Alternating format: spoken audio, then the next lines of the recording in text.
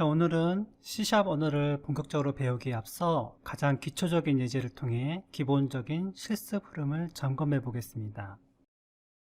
사실 프로그램은 다양한 방법으로 개발할 수 있는데요. 여러분들이 지금 윈도우 11을 사용하고 있다면 아무것도 설치하지 않았어도 메모장 등의 편집기와 기본 설치된 .NET 프레임워크만으로 C# 5.0의 문법까지 공부하실 수는 있습니다. 그리고 나중에 C# 10까지 공부하고 싶을 때 .NET 6 SDK를 별도로 추가 설치해서 진행하셔도 됩니다. 저는 무조건 비주얼 스튜디오 2022가 설치되었다는 가정으로 진행을 하겠습니다. 비주얼 스튜디오 설치에 대한 영상은 따로 마련했으니 참고하시고요. 지금 여기 상단에 링크가 있죠? 아직 설치가 안 되신 분들은 이 영상을 정지시키고 실행 후에 다시 오시면 되겠습니다. 비주얼 스튜디오가 이제 준비가 되었다면 실행을 시키셔야겠죠? 자, 저도 데모 환경을 같이 보여드리기 위해 별도로 설치해둔 환경을 들어가 보겠습니다.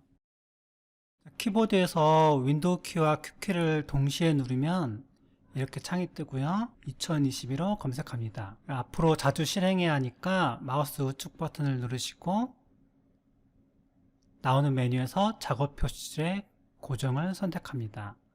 추가된 아이콘을 눌러서 실행하면 이렇게 화면이 뜨고요.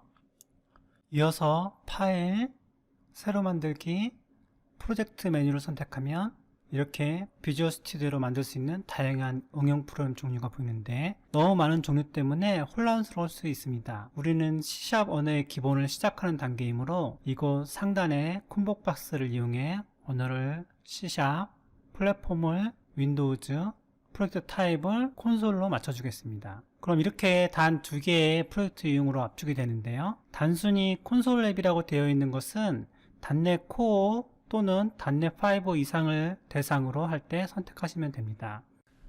그 아래에 있는 콘솔 앱 가로 열고 .NET 프레임워크라고 되어 있는 거 있죠? 이것은 말 그대로 .NET 프레임워크를 대상으로 하는 응용 프로그램을 만들 때 선택합니다. 전에 말씀드렸듯이 .NET 프레임워크는 이제 더 이상 발전을 하지 않을 것이므로 우리는 미래를 위해 첫 번째 유형의 프로젝트를 선택합니다.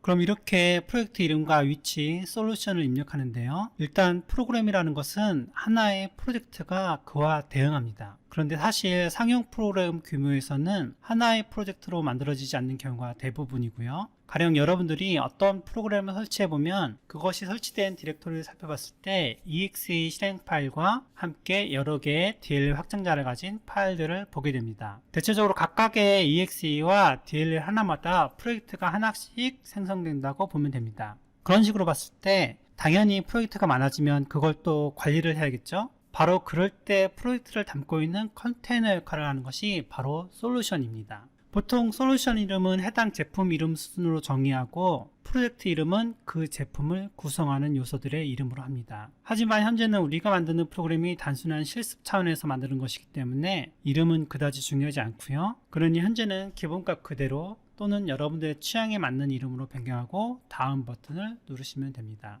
다음으로 C# 프로그램이 실행될 .NET 환경을 선택하는데요. 별도로 .NET 버전을 설치하지 않고 비주얼 스튜디오만 기본값으로 설치했다면 여기에는 단 하나의 항목만 있을 것입니다. 따라서 기본값 그대로 만들기 버튼을 눌러줍니다.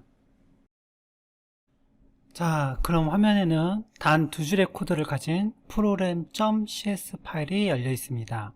아직 이게 무슨 내용인지는 모르지만 일단 이 C# 코드가 어떤 역할을 하는지 실행은 해보겠습니다. 이를 위해 메뉴에서 빌드, 솔루션 빌드를 선택합니다. 기본 상태의 코드에서는 아무런 문법 오류가 없기 때문에 잘 빌드가 되었을 테고요. 그것을 하단의 출력창에서 빌드 성공 메시지를 통해 알 수 있습니다. 보시면 이렇게 생성된 DLL의 경로도 나옵니다. 즉 여러분들은 지금 텍스트로 이루어진 C# 코드를 운영체제가 이해할 수 있는 DLL 파일로 변환한 것입니다. 바로 이 과정을 빌드라고 하고요. 또는 엄밀하게는 의미가 다르지만 개발자들이 하는 흔한 표현으로 컴파일 시킨다고 말을 합니다. 자, 그럼 여기서 만약 작성한 C# 코드가 문법에 맞지 않게 되어 있다면 어떤 문제가 발생하는지 한번 보겠습니다. 코드에서 마지막 세미콜론 문자를 지워주고요. 그런 다음 다시 빌드를 하면 이렇게 오류가 발생합니다. 세미콜론이 필요하다고 하죠. 왜냐하면 C샵의 코드는 마지막임을 알리는데 세미콜론을 사용한다는 규칙을 정했기 때문입니다.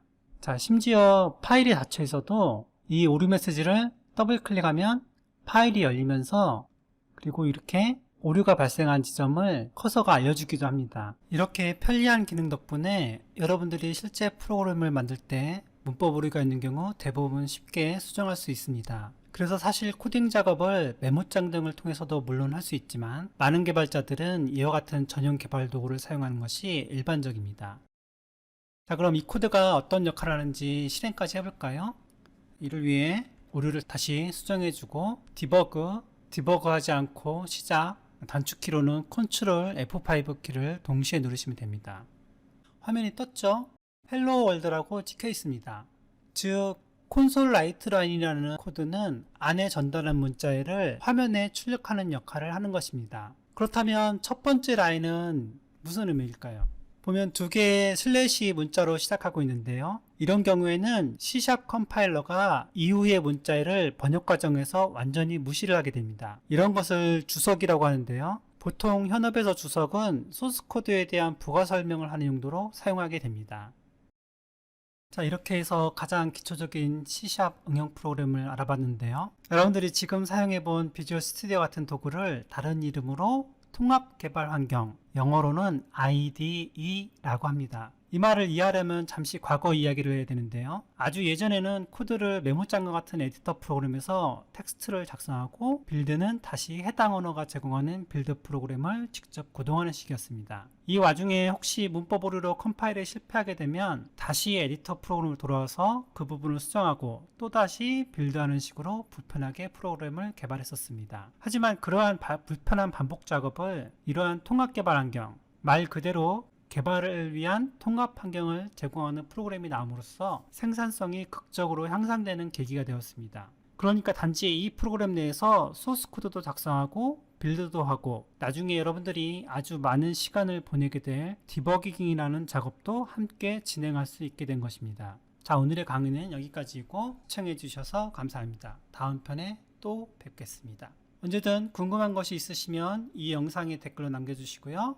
행복한 코딩 되시길 바랍니다.